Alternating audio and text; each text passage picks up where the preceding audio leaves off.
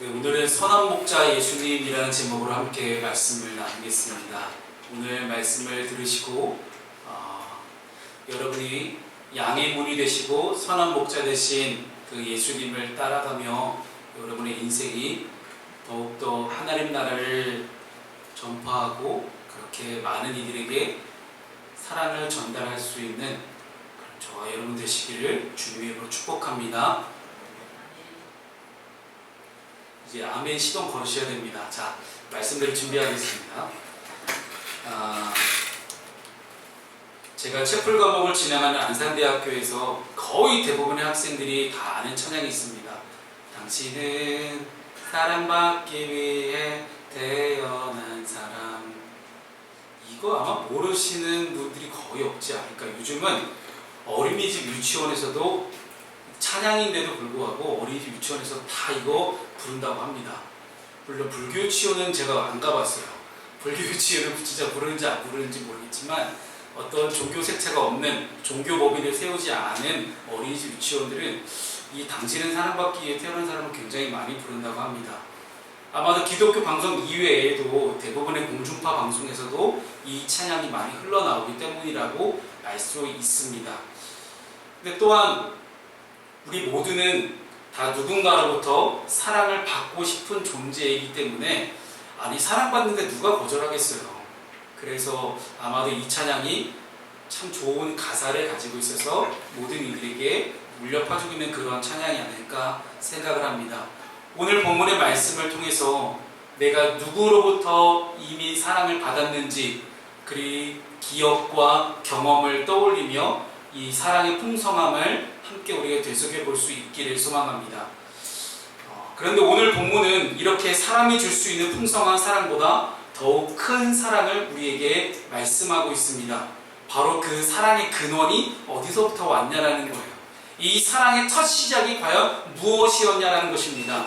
그 사랑이 누구로부터 비롯되었고 그리고 이 사랑이 지금 어디로 흘러가고 있는지에 대한 이야기를 성경은 우리에게 말씀하고 있습니다. 그분은 바로 우리를 사랑하셔서 우리를 위해서 자신의 목숨을 내어주시기까지 사랑하셨던 그 선한 목자 예수 그리스도십니다. 그래서 오늘 본문에 나오는 표현이 있습니다. 양의 문 그리고 선한 목자라는 이 두 가지 표현을 통해서 우리가 하나님께 받은 사랑에 대해서 감사하고 내가 먼저 받은 이 사랑을 내가 어떻게 하면 나눌 수 있을 것인가에 대한 그런 결단이 우리에게 함께 있기를 소망합니다. 첫 번째 함께 나눌 말씀은요, 예수님은 도대체 누구시냐라는 거예요. 오늘 본문의 7절 말씀을 함께 읽습니다. 자, 시작. 그러므로 예수께서 다시 이르시되 내가 진실로 진실로 너희에게 말하노니 나는 양의 문이라. 아멘. 요한복음에서 예수님의 자기소개가 이렇습니다. 나는 무엇이다. 헬라어로 에고 에이미라고 하거든요. 에고는 나는이라는 뜻이고 에이미는 뭐뭐이다 라는 그런 문장을 마치는 그런 구조로 되어 있습니다. 요한복음에는 에고 에이미가 굉장히 자주 나옵니다. 나는 뭐다 나는 뭐다 나는 뭐다. 만왕의 왕이신 예수님께서는 굳이 자기 자신이 어떤 존재라는 것을 설득할 필요가 없습니다. 스스로 있는 자이신 우리 예수님께서는 세상의 그 무엇으로부터 기인한 존재가 아니라 이미 태초부터 스스로 계신 분이시기 때문에 오직 자신을 통해 드러내실 뿐입니다. 즉 그래서 우리는 예수님께서 왜 에고 에이미라고 말씀하셨는지 그 뜻을 기억해 본다면 여기서 이 에고 에이미는 누군가를 설득하기 위함이 아닌 여전히 무지하고 여전히 많은 신비로움 속에 갇혀져 있는 그 하나님의 속성을 우리 부족한 인간들에게 전하고자 하시는 하나님의 친절한 자기 계시라고 보시면 되겠습니다. 그렇게 에고 에이미라고 하는데 첫 번째가 양의 문이라고 하시죠. 예수님은 자신을 양의 문이라고 왜 소개하셨을까요? 그 당시 양을 치던 그런 민족이었던 히브리 민족을 생각해 봤을 때 히브리라는 그 뜻 자체가 유목민이라는 뜻이에요. 그래서 떠돌아다니는 사람이라는 뜻이 히브리라는 이 단어의 뜻인데 이 히브리 민족은 양을 대대로부터 많이 쳐왔습니다. 근데 양을 칠 때 중요한 것이요 양을 가둬놓는 거예요. 물론 낮에는 쫙 풀어놓고 방목하면서 풀을 뜯어먹게 하지만 저녁이 되고 이슬이 내리기 시작하면 양들이 다 걷어들어서 울타리 안으로 집어넣습니다. 그리고 그 양 울타리 앞에는 문이 달려있겠죠. 양 울타리로 들어가는 그 문 바로 옆에서 이 목자는 잠을 청합니다. 그래서 예수님이 양의 문이다 라고 말씀하신 거예요. 즉 예수님을 거치지 않고서는, 그 양의 문을 거치지 않고서는 양 우리에 들어갈 수도 나올 수도 없다라는 거예요. 그래서 양의 우리에 드나들려면 무조건 거쳐야만 하는 그 양의 문을 예수님이라고 표현한 것입니다. 사랑하는 여러분, 오직 예수 그리스도 외에는 우리가 구원을 얻을 수 있는 다른 길이 하나도 없으심을 믿으시기 바랍니다. 오직 예수 그리스도의 이름만이 죄인을 구원하는 능력임을 믿으시기 바랍니다. 그래서 유일한 통로는 오직 예수 그리스도십니다. 두 번째 예수님의 자기 선언이 뭡니까? 나는 선한 목자다. 자, 14절 말씀이죠. 나는 선한 목자다. 나는 내 양을 알고 양도 나를 아는 것이라고 본문은 이야기하고 있습니다. 자, 여기서 선한 목자와 선하다라는 것과 삭군의 반대적인 어휘를, 그런 의미를 우리가 분명하게 알고 가야 됩니다. 여기서 선하다라는 뜻이 있어요. 이 헬라어로 이 선하다라는 뜻 자체가 어떤 의미를 가지고 있냐면 모든 면에서 흠잡을 것이 없는, 그게 바로 선하다는 뜻이에요. 우리로 얘기하면 완벽한 진짜 남자죠. 완벽한 사람을 뜻합니다. 자, 선한 목자이신 예수님은 완벽하게 양들을 인도하고 완벽하게 양들을 다른 일이나 침입자로부터 보호하고 양들을 완벽하게 양육해 나가시는 분이 선한 목자 예수님이십니다.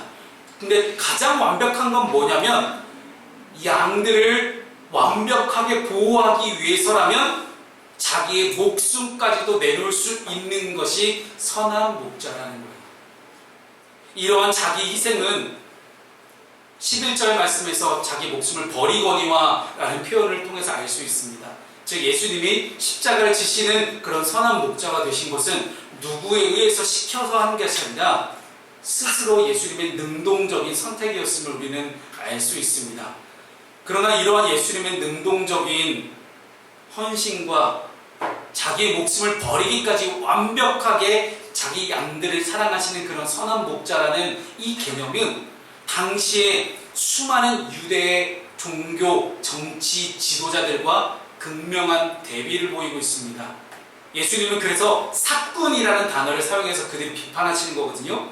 선한 목자는 완벽한 사람이기 때문에 완벽하게 자기 목숨까지 내어 던질 정도로 양들을 보호합니다.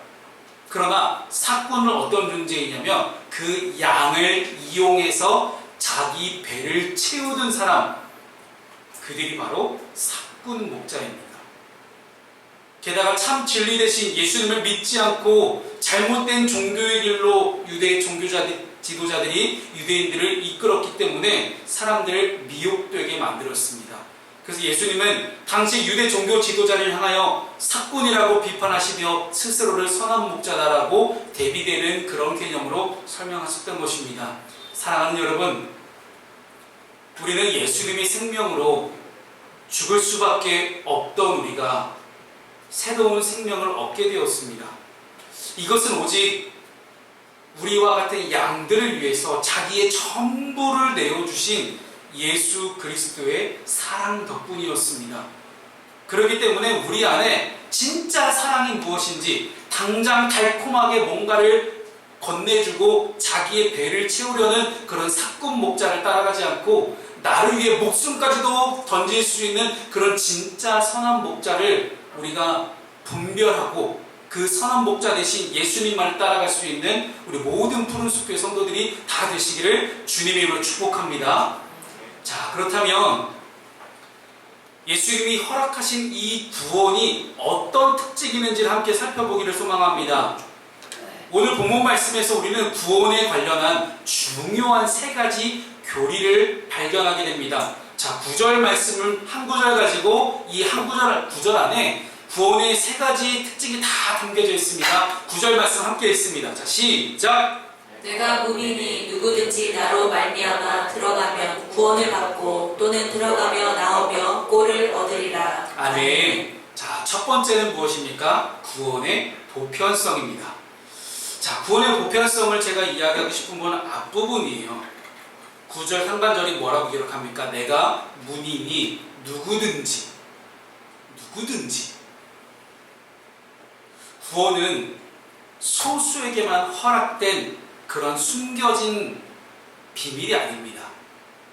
그러나 당시 유대인들은 어떻게 생각했어요? 아브라함의 자손인 자신들만 하나님께 구원을 받을 수 있다라고 생각했습니다. 그런데 예수님은 뭐라고 선포하시는 거예요? 내가 문이니 누구든지 예수님의 믿기만 하면 구원을 얻을 수 있다는 구원의 보편성이에요. 구원은 모든 죄인, 온 인류에게 허락된 구원의 기쁜 소식, 복된 소식입니다. 그러므로 먼저 구원받으면 그 복된 소식을 사마리아와 온 유대와 땅끝까지 전해야만 하는 것이 지금 우리에게 주어진 사명입니다. 여러분, 요한복음 3장 16절 말씀을 보게 되면 이렇게 말씀하시죠. 함께 우리 유명한 말씀이고 다 외우시는 말씀이죠. 그렇죠? 함께 우리 읽어보도록 하겠습니다. 시작! 하나님이 세상을 이처럼 사랑하사 독생자를 주셨으니 이는 그를 믿는 자마다 멸망하지 않고 영생을 얻게 하여 하심이라. 아멘.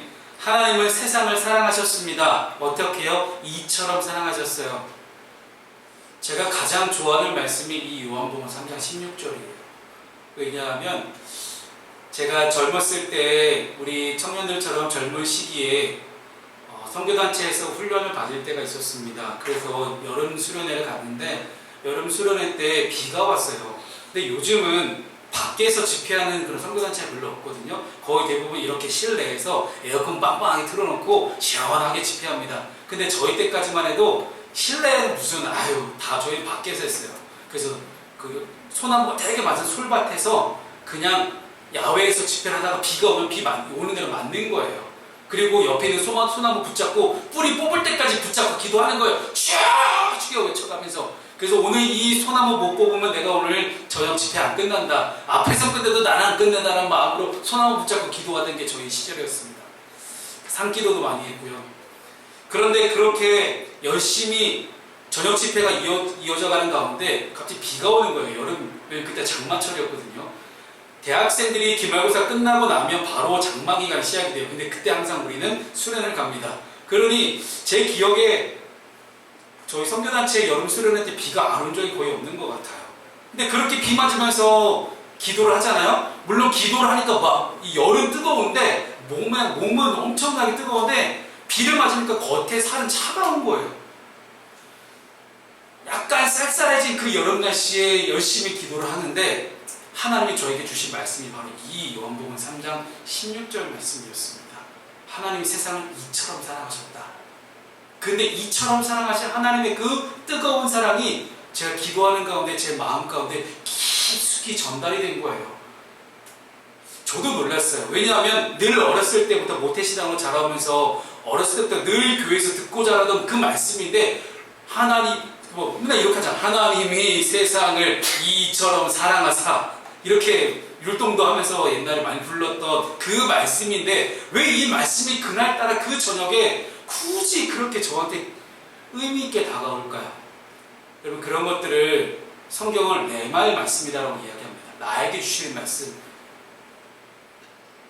나에게 주시는 그 하나님의 말씀을 내가 믿고 그 말씀 붙들고 살아가면 하나님께서 그 말씀을 통해서 나에게 역사하신다는 사실을 그때 저는 깨닫고 알기 시작했습니다. 그래서 사랑하는 여러분, 우리는 말씀이 항상 내 삶 가운데 중심을 잡고 있어야 됩니다. 지난 주간에도 한 청년과 대화를 하는 가운데 그 청년은 안산에서 제일 큰 교회를 다니거든요. 그 청년과 이제 대화를 하는 가운데 그런 이야기를 하는 거예요. 자기도 솔직히 좀 안 맞는 것 같다. 뭐가 그랬더니 자기네 교회 청년부 예배가 진짜 화려하대요. 엄청난 엄청난 사운드와 뭐 다 이제 이런, 그러니까 얘네는 가면 악기 연주를 못해요. 왜냐하면 거기는 전공자가 아니면 못 써요. 네. 그 정도 지금 엄청난 음악적인 퀄리티가 있는데 뭐 어마어마합니다. 뭐 극적인 요소도 있고 막 조명도 빠방하고요. 근데 뭔가 그렇게 마음을 움직이고 마음을 터치하는 그런 요소는 있지만 실제 그 청년들에게 남아있는 말씀이 없다라는 거예요. 그 청년이 그 교회에서 셀리더를 하고 있는데 예배가 마치고 셀 모임을 따로 가지면서 말씀에 대해서 함께 대화를 나눠보면 거의 대부분 청년들 안에는 말씀이 없다는 얘기예요. 그러면 왜 예배를 할까요? 예배하고 난 다음에 내 마음 가운데 말씀이 남지 않는다면 우리는 예배를 왜 한 걸까요? 그냥 나 좋으라고, 나 그냥 만족하라고, 나 오늘 예배했으니까 하나님 저 이게 예배했으니까 저 복 주셔야 됩니다. 축복 주셔야 돼요. 은혜 내려주셔야 돼요. 저 할 만큼 했잖아요. 뭐 이런 나의 자기 위로인가요? 아니잖아요. 우리 예배하는 까닭은 하나님의 마음을 알고 하나님의 뜻을 알고 그 하나님의 말씀을 통해 주신 그 뜻을 가지고 일주일간 또한 한 달 뭐 아니면 내 평생 동안 그 말씀을 정말 내 삶 가운데 실천하며 살아가는 가운데 하나님께서 채워주시는 놀라운 은혜와 축복을 만끽하며 살아가라고 우리에게 예배를 허락하셨습니다. 너의 모든 것들을 다 내려놓고 오직 하나님만 높여라 라는 그런 의미로 예배의 시간을 분명하게 우리에게 규정해 주셨는데 어느 순간부터 우리는 예배 이후에 감정만 남아있는 것이 아닐까 되돌아볼 수밖에 없는 그런 시대를 살아가는 것 같습니다. 그래서 우리에게 말씀이 정말 중요합니다. 말씀이 내 삶 가운데 내 삶을 이끌어가는 중요한 원동력, 그런 기차가 될 수 있기를 소망합니다. 저에게는 이 요한복음 3장 16절이 딱 그런 말씀이었어요. 왜냐하면 그 전까지 제 마음대로 살아왔던 제 인생, 내 육신의 정욕과 안목의 정욕과 이생의 자랑으로 살아가 보려고 내 마음대로 살아가 보려고 노력했던 제 젊은 청년의 시기에, 혈기왕성한 시기에 하나님이 그 저의 모든 죄를 다 사랑하시고 용서하셨다는 사실을 깊이 깨달았을 때, 야, 나같이 용서받을 수 없는 죄인도 하나님이 사랑하셨구나 라는 그러한 예수 그리스도의 사랑이 깊숙이 전달되기 시작하니 그때부터 제가 사람들을 바라보는 그런 시각도 시선도 달라지기 시작했어요. 저 같은 인간도 하나님이 구원하셨는데, 아니 이 세상에 예수 믿지 않을 사람이 과연 누가 있겠는가? 아무리 이상한 사람이랄지라도, 아무리 죄 많은 사람이랄지라도 누구나 예수 믿기만 하면 구원받을 수 있겠구나라는 분명한 확신 속에 저는 목사가 되기로 결심했습니다. 사랑하는 여러분, 구원은 보편성이 있습니다. 누구나 믿기만 하면 멸망하지 않고 영생을 얻게 하신다라고 성경이 약속하고 있습니다. 그 약속의 말씀을 여러분 함께 붙들기를 소망합니다. 두 번째 특징이 있습니다. 구원은 유일성이라는 거예요. 자, 9절 중간에 들어가면 나로 말미암아 라고 이야기합니다. 나로 말미암아 들어가면, 즉 예수님은 오직 자기 자신만이 구원의 유일한 길임을 강조하고 계십니다. 아니 이 세상에 다른 종교도 그렇게 많은데 왜 꼭 예수 믿어야 됩니까? 왜 꼭 기독교고 왜 꼭 교회 가야 되느냐? 라는 질문하는 분들이 있어요. 그런 분들에게 우리가 얘기할 수 있는, 정말 전달할 수 있는 중요한 말씀이 요한복음 14장 6절 말씀이에요. 함께 우리 읽읍시다. 자, 시작. 예수께서 이르시되 내가 곧 길이요 진리요 생명이니 나로 말미암지 않고는 아버지께로 올 자가 없느니라. 아멘. 내가 인생을 살아갈 수 있는 길, 내가 인생을 살아가는 동안 무엇이 옳고 그른지를 분별할 수 있는 명확한 진리, 내가 예수 그리스도와 하나님과 함께 영생을 함께 살아갈 수 있는 그러한 중요한 생명, 이 모든 것들이 오직 예수 그리스도 한 분만을 통해서만 가능하다는 이야기를 오늘 성경 우리에게 말씀합니다. 오직 예수님만이 우리의 유일한 길, 다른 것은 없습니다. 그래서 여러분, 우리는 이 예배를 정말로 중요하게 선택해야 됩니다. 예배와 다른 것이 선택지가 있다면 반드시 예배를 선택하고 오직 예수 그리스도만을 선택할 수 있는 그런 선택의 순간 가운데 여러분 명확하게 마음 가운데 깊이 묵상하시고 그렇게 예배와 말씀과 예수 그리스도만을 선택할 수 있는 그런 저와 여러분 될 수 있기를 소망합니다. 마지막 세 번째는요, 구원의 전인격성이에요. 전인격성, 이 말이 좀 어렵게 들릴지 모르겠지만 무슨 얘기냐면 사람의 몸과 마음과 영혼을 다 하나님 구원하신다라는 거예요. 왜 여러분 이 시간에 함께 예배하는 여러분들 몸은 이 자리에 와 있는데 정신은 딴 데 가신 분 없으시죠? 네. 몸은 이 자리에 와 있는데 정신은 뭐 우리 중앙동 가서 놀고 있고, 몸은 여기 있는데 열심히 다이소 가서 쇼핑하고 있고 올리브영 가서 쇼핑하고 있는 거 아닙니까? 네. 우리가 몸과 마음과 영혼이 다 구원받을 수 있기를 소망합니다. 이 구원을 받고라는 표현에 나오는 헬라어가 있어요. 소데세타이라는 단어예요. 소데세타이.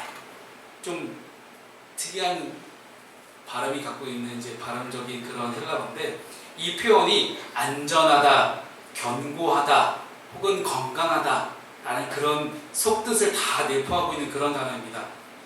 그래서 이 구원이라는 것은 단순히 우리의 영혼만을 구원하는 그런 요소가 아니라 우리의 육신의 질병, 가난, 고통, 온갖 우리의 모든 근심, 걱정, 염려까지 다 구원받을 수 있다는 단어가 이 소데세타이예요. 여러분, 우리가 구원에 대해서 이야기할 때 제가 연거푸 몇 번이나 말씀드렸지만 죽어서 가는 하나님 나라에 대해서만 여러분 천착하지 않기를 바랍니다. 하나님께서 우리에게 허락하시는 구원은 죽어서만 가는 그런 천국에 매몰되어 있는 것이 아니라 지금 이 땅에서 우리가 누릴 수 있는 유일한 그런 축복이자 소망입니다. 그래서 내가 이 땅을 살아가는 동안 안고 있는 모든 근심과 걱정과 염려와 육체의 질병과 고난과 고통까지도 하나님이 다 구원하신다 하시를 우리가 믿을 수 있기를 소망합니다. 아까 우리 박지혜 청년이 회전 기도하면서 그렇게 고백을 했죠. 요한복음에 나오는 앞을 못 보는 시각장애인처럼 우리가 그런 믿음을 갖게 해달라. 그는 예수님을 만나고 예수를 믿음으로써 그의 눈이 떠지는 그런 회복의 역사를 경험했습니다. 사랑하는 여러분, 예수님께서는 우리를 구원하실 때 우리의 영혼만 구원하지 않으십니다. 우리의 육신도 함께 구원하셔서 우리가 육신을 살아가는 가운데 더욱더 하나님을 건강하게 예배할 수 있도록, 더욱더 우리가 고통과 고난으로부터 벗어나서 하나님이 주시는 놀라운 평안 가운데 살아갈 수 있도록 우리를 구원하실 것입니다. 그래서 그 구원의 역사, 그 구원의 기적을 함께 우리가 맛볼 수 있기를 소망합니다. 그래서 구원의 세 번째 특징은 구원의 전인격성이에요. 마지막으로 세 번째 함께 살펴볼 말씀이 있습니다. 오늘 본문은 아니지만 요한복음 10장 27절 말씀을 보게 되면 이런 말씀이 있습니다. 함께 우리 읽을까요? 시작! 내 양은 내 음성을 들으며 나는 그들을 알며 그들은 나를 따르느니라. 아멘. 이렇게 구원의 세 가지 특징, 구원의 보편성, 구원의 유일성, 구원의 전인격성, 이 세 가지를 통해서 우리는 선한 목자 되신 예수님과 나와의 관계를 바르게 정립할 수 있어야 돼요. 선한 목자이신 예수님은 주님께 속한 양을 분명하게 알고 계십니다.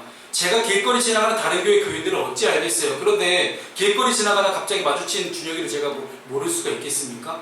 다 알겠죠. 왜요? 우리 교회 교인이니까. 예수님은 똑같아요. 예수님도 예수님을 믿는 모든 양들을 다 알고 계신다는 거예요. 양들 역시 자신의 목자이신 예수님을 명확하게 알고 있습니다. 예전에 제가 한번 말씀드렸지만 우리 아들 지성이가 어렸을 때 놀이터에서 열심히 놀고 있어요. 열심히 놀고 있을 때 저 멀리서 제가 지성아! 라고 소리치면 지성이가 바로 저를 향해 돌아봐요. 왜요? 아빠의 목소리를 알기 때문이에요. 우리가 예수 그리스도를 믿는다면 우리는 예수 그리스도의 음성을 알 수 있습니다. 왜요? 우리는 양이고 그분은 목자 되시기 때문입니다. 이 안다라는 단어, 제가 히브리어는 야다라고 말씀드렸는데 이 야다라는 안다라는 단어는요, 성경에서 항상 경험적인 암을 의미합니다. 이 성경이 말하는 암은 친밀하고 긴밀한 관계 안에서 경험의 근거에서 서로를 알아가는 것을 성경은 안다라고 이야기를 해요. 양이라는 동물이 되게 생긴 거는 얌전하게 생겼잖아요. 근데 실제 텔레비전을 통해서 제가 양을 보니까 얼마나 성질이 괴팍한지요. 성질이 급하고 고집도 세고 제멋대로 행동하는 경향이 있어요. 아, 여러분 말고 양이 그렇다고요. 찔리세요? 네. 갑자기 뭐야 목사님 왜 내 얘기하지? 하시는 분 있어요 지금. 네. 그리고 양은 어떻게 하냐면 앞뒤 안 가리고 그냥 무조건 돌진한 성질도 있습니다. 여러분 아니고 양이 그렇다고요. 제발 오해하지 마세요. 근데 더 웃긴 거는 뭐냐면 양을 잡아먹으려면 포식자가 나타나면 우왕좌왕합니다. 어떻게 내가 선택하고 판단하고 결정할지 몰라서 양은 무리지어 생활하거든요. 그래서 그 안에서 서로 좌충우돌하면서 어떡하지 하면서 빡치기만 열심히 하고 있는 거예요. 그러다가 무작정 내달리 앞만 보고 돌진하고 내달려서 낭떠러지로 떨어지는 양들도 있다고 합니다. 그래서 양이라는 동물은 누군가가 돌보는 목자 없이는 살아갈 수가 없는 동물이에요. 반복적으로 들리는 목자의 음성을 듣고 잘 따른다고 합니다. 예전에 텔레비전에 나오는 프로 중에서 연예인들이 외국 뉴질랜드에 가서 양을 치는 그런 장면이 나오더라고요.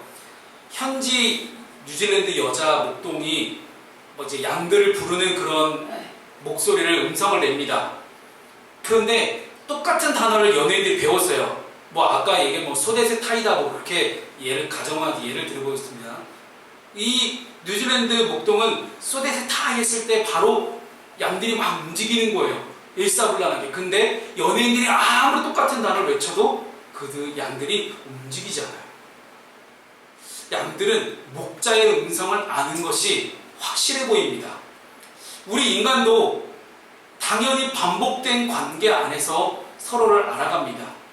의미 없이 흘러가는 크로노스의 시간 속에서는 오직 반복된 만남과 경험만이 서로에 대한 암을 이해할 수 있고, 의미 있는 시간이 카이로스의 시간 안에서는 짧은 시간이라 할지라도 깊이 있는 만남과 경험을 통해서 아는 것을 이루어갑니다. 그래서 인간은 어떤 관계를 맺느냐가 너무나 중요합니다. 지난 주간에 5월 15일 날 석탄일에 우리 사랑하는 청년들이 함께 모여서 이 먹적을목을 청소하는 플로깅을 이제 했다고 합니다. 그래서 사진을 보니까 굉장히 얼굴이 밝아 보이더라고요. 네. 그리고 뭔가 좀 많이는 안 돼. 한 요 정도 친해진 것 같은 그런 분위기 있잖아요. 네. 역시 반복된 경험만이, 반복된 관계의 형성만이 서로가 서로를 향해서 알아갈 수 있는 그런 중요한 요소가 아닐까 생각합니다. 우리 안상행자가 처음 왔을 때 요한이 까불지도 못하고 가만히 있었는데 요즘 그렇게 우리 요한이가 안상행한테 되게 친한 척 하더라고요. 막 이러면서 1년 되니까 이제 좀 친해진 것 같아요. 그렇게 저는 우리 요한이가 예수님과 친해졌으면 좋겠어요. 우리 사랑하는 청년들, 우리 사랑하는 모든 푸른숲의 성도들이 그렇게 예수님께 예수 형님 좀 이렇게 좀 해주시죠. 좀 너무 빡빡하시네. 왜 이렇게 예수님은 친구라고 이야기하는데 왜 그럴까요? 우리 수인이가 저한테 마음 연 지 얼마 안 됐거든요. 우리 수인이가 저한테 마음을 열었을 거라 생각하거든요. 근데 그 시기가 굉장히 오래 걸렸습니다. 근데 저는 그렇게 기도하고 있어요. 우리 김수인이 예수님께도 그렇게 마음을 열는 그 날이 오기를. 예수님께 자기 마음을 표현하고 예수님 마음을 알아갈 수 있는 그 시간은 예수님과 반복적으로 만나고 예수님과 반복적으로 경험됐을 때 분명하게 드러납니다. 보이지 않는 하나님과 믿는 그리스도인들이 함께 알아갈 수 있는 것이 참 쉽지 않습니다. 왜냐하면 하나님 보이지 않기 때문이에요. 보이는 안상이랑 함께 관계를 맺기 너무나 쉬워요. 형 하면서 들이대기 쉬워요. 근데 보이지 않는 하나님께 그렇게 하기 너무 어렵거든요. 그래서 신앙은 참 어렵습니다. 그러나 이 땅 가운데 오셔서 온전히 자신을 내어주신 예수님의 사랑과 예수님의 관계 안에서 우리는 하나님과의 모든 관계가 형성됩니다. 하나님이 너무 머나먼 하나님인 건 맞습니다. 그러나 우리에게 넘치는 사랑을 주셨던 그 예수님의 우리의 목자라는 사실 하나만으로도 그것을 믿는 그 순간 우리는 급격히 하나님과 가까워지는 존재가 될 수 있습니다. 나의 삶을 인도하시는 그 예수님이 선하시고 양들을 위해, 나를 위해 목숨까지도 내어주셨던 그런 예수님이란 선한 목자라는 사실을 우리가 마음으로 믿고 고백할 수 있기를 소망합니다. 그래서 이 귀한 진리가 여러분의 삶의 자리에서 능력으로 나타날 수 있기를 소망합니다. 교회, 가정, 직장, 학교, 어디가 됐든지 그 모든 삶의 영역 가운데서 예수님이 여러분을 마음의 평안으로 함께 인도하시기를 주님의 이름으로 축복합니다. 세상 그 무엇도 예수님의 사랑에서 우리를 끊을 수 있는 것은 없습니다. 말씀을 정리합니다. 오늘부터 길고 긴 성령 강림절이 시작됩니다. 엄청 길어요. 그 다음 주부터 성령 강림후 제1주, 성령 강림후 제2주 이렇게 하면서 추운 겨울이 올 때까지 계속 성령 강림절은 이어져요. 성령 강림절은 하나님의 완전 숫자인 7에다가 7번을 지난, 즉 예수님께서 부활하신 이후에 7일이 7번 지난 오순 50일째 되는 날이 성령 강림절이에요. 그래서 오순이기 때문에 오순절 성령 강림절이라고 부릅니다. 부활은 죽었던 삶이 새롭게 태어나는 것이며 거듭난 사람은 세례와 성만찬을 포함하는 어떤 교회의 가르침과 교리에 대한 훈련을 충실하게 받아야 합니다. 그래서 기본적으로 성령 강림절은 색깔이 붉은색이에요. 근데 오늘 저희 강단 색깔이 왜 흰색이냐면 성령 강림절에는 성령으로 새롭게 태어남을 기억하며 흰색을 절기색으로 채택합니다. 또한 죄로 인해서 죽었던 우리가 주님의 부활에 동참해서 새로운 삶을 살 수 있게 해내라고 다짐하며 성령 강림절에는 흰 옷을 입었다라고 합니다. 따라서 오늘 이 성령 강림절 이후에 여러분의 삶, 그 삶은 선한 목자 되신 예수님이 우리에게 보여주신 그 사랑의 삶을 실천할 수 있는 그런 삶이기를 소망합니다. 이전에는 육신의 정욕과 안목의 정욕과 이 세상의 자랑으로 살아가는 사람이 이제는 성령 안에서 새롭게 거듭나서 성령의 선물로 받게 된 그 소중한 은사를, 성령의 은사를 나의 삶의 모든 영역 가운데서 실천하며 살아가는 삶으로 변하는 겁니다. 이런 삶은 오직 우리의 선한 목자 되신 예수님과 함께 동행할 때만 가능해집니다. 사랑하는 여러분, 저 여러분이 이번 한 주간도 예수님이 베푸신 구원의 은혜에 감사하며 믿음으로 성령 충만한 삶을 살아내시기를 주님의 이름으로 축복합니다. 아멘.